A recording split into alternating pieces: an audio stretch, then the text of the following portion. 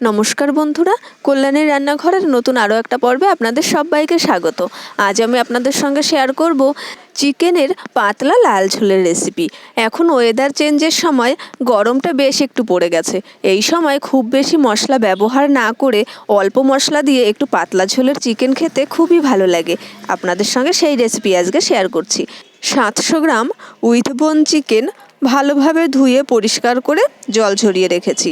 এখন ম্যারিনেট করে নেওয়ার জন্য দিয়ে দিচ্ছি 1 চামচ লবণ আর 2 চামচ টক দই। লবণ আর টক দইটা দিয়ে ভালোভাবে ম্যারিনেট করে নেব। হাত দিয়ে ভালোভাবে মাখিয়ে নিতে হবে যাতে সমস্ত চিকেনে লবণ আর টক দইটা ভালোভাবে মিশে যায়। এই ম্যারিনেট করার কাজটা হাত দিয়ে বেশ একটু চটকে চটকে করলে ভালো হয়। এবারে ঢাকা চাপা দিয়ে আমি আধা ঘন্টা নর্মাল ফ্রিজে রেখে দেব, তবে ফ্রিজ না থাকলে বাইরেও রাখতে পারেন। এখন একটা মশলা তৈরি করে নেব। তার জন্য দিয়ে দিয়েছি 18 থেকে 20 কোয়া রসুন, 1 ইঞ্চি আদা একটু কুচি করে নিয়েছি, 6টা শুকনো লঙ্কা দিয়ে দিয়েছি, তবে ঝালটা আপনারা আপনাদের টেস্ট অনুযায়ী দিয়ে দেবেন। একটা মিডিয়াম সাইজের টমেটো একটু কুচি করে নিয়েছি, সেটাও দিয়ে দিচ্ছি মিক্সিং জারে, একটা মিহি পেস্ট করে নেব। কড়াইতে সর্ষের তেল দিয়ে দিয়েছি 3 টেবিল স্পুন। আমি রান্নায় তেলের পরিমাণ একটু কম ব্যবহার করি, তবে কম তেলে যদি আপনার রান্না করতে অসুবিধা হয় সেক্ষেত্রে আপনি একটু তেলটা বেশি দিয়ে নেবেন। যাই হোক, তেলটা ভালোভাবে গরম হয়ে গেছে। খুন্তি দিয়ে কড়াইয়ের চারিদিকে একটু লাগিয়ে দিয়েছি। এবার দিয়ে দিচ্ছে 6 টুকরো আলু। আমি এখানে 3টে মিডিয়াম সাইজের আলুকে 6টা টুকরো করে নিয়েছি। সামান্য একটু লবণ দিয়ে আলুটাকে একটু ভেজে নেব। খুব বেশি ভাজার দরকার নেই, সামান্য একটু রং ধরলে আলুটাকে নামিয়ে নিচ্ছি। একই তেলের মধ্যে আবারও 2 টেবিল চামচ তেল দিয়ে দিয়েছি। তার মধ্যে তেলটা গরম হয়ে গেলে দিয়ে দিচ্ছি ফোড়নের জন্য 1/2 টিস্পুন গোটা জিরে আর দিয়ে দিচ্ছি গোটা গরম মশলা, 2 টুকরো দারচিনি, 2টো এলাচ, 2টো লবঙ্গ দিয়ে দিয়েছি। এলাচটা অবশ্যই ফাটিয়ে দেবেন। আর 2টো তেজপাতা দিয়ে দিয়েছি। ফোড়নটা একটু মিষ্টি মিষ্টি গন্ধ বেরোতে শুরু করলে দিয়ে দিচ্ছি 2টো বড় সাইজের কুচি করে রাখা পেঁয়াজের টুকরো। পেঁয়াজটা একটু কাঁচ মতন কালার আসা পর্যন্ত ভেজে নেব। একদম ব্রাউন কালার করে পেঁয়াজটাকে ভাজবো না, জাস্ট একটু কালার ট্রান্সপারেন্ট হলেই পেঁয়াজটা সেই পর্যন্তই ভাজবো। এরপরে দিয়ে দিচ্ছি পেস্ট করে রাখা মশলাটা। আগেই বলেছি কম মশলায় রান্না করব, তাই মশলার পরিমাণ কিন্তু অনেকটা কম রেখেছি। এই সময়ে সামান্য একটু লবণ দিয়ে দিচ্ছি যাতে করে তেলটা না ছেটে। আদার জন্য একটু তেল ছেটে, তবে একটু লবণ দিয়ে দিলে তেল ছেটাটা অনেকটা কমে যায়। মশলার জার ধোয়া জল দিয়ে দিয়েছি খানিকটা, এতে করে একটুও মশলা নষ্ট হবে না। এবার মশলার কাঁচা গন্ধ চলে যাওয়া পর্যন্ত একটু অপেক্ষা করব। মিনিট খানেক বাদে অ্যাড করে দিয়েছি 1 টিস্পুন জিরে গুঁড়ো, 1 টিস্পুন ধনে গুঁড়ো আর দিয়ে দিয়েছি 1 teaspoon Kashmiri red chilli powder কালারের জন্য, আর 1 টিস্পুন হলুদ গুঁড়ো, স্বাদ অনুযায়ী লবণ দিয়ে সামান্য একটু জল দিয়ে দিচ্ছি। গুঁড়ো মশলা ব্যবহার করার পরে অবশ্যই একটু জল দেবেন, এতে করে মশলাটা পুড়ে যায় না।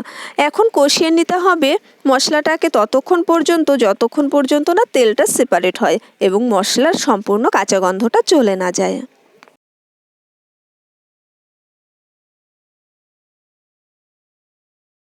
4-5 মিনিট সময় নিয়ে মশলাটাকে ভালোভাবে কষিয়ে নিয়েছি।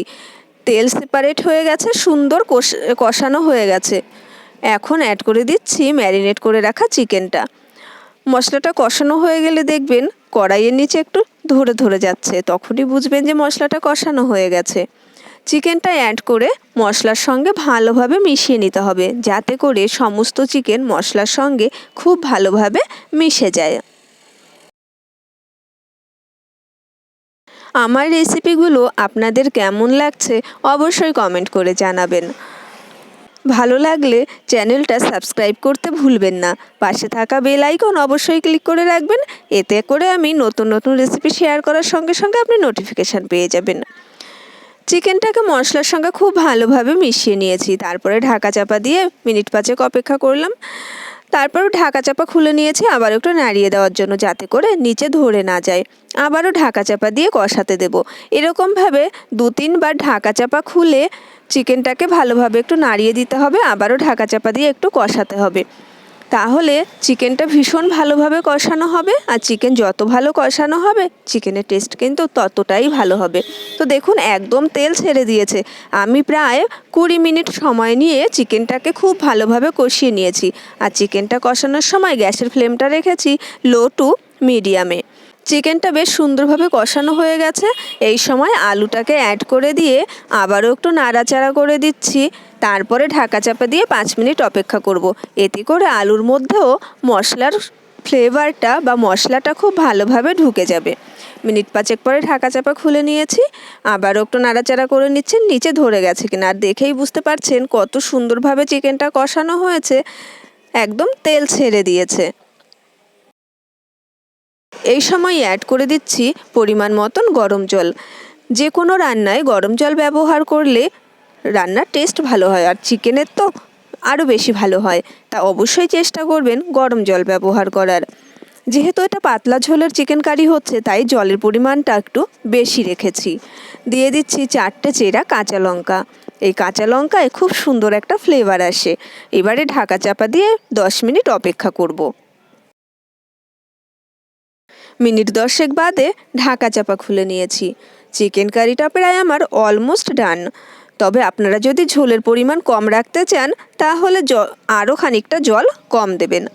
এই সময় অ্যাড করে দিচ্ছি গুঁড়ো গরম মশলা, দিয়ে একটু নাড়াচাড়া করে নিয়ে গ্যাসের ফ্লেম অফ করে ঢাকা চাপা দিয়ে স্ট্যান্ডিং টাইমে রেখে দেবো 5 মিনিট।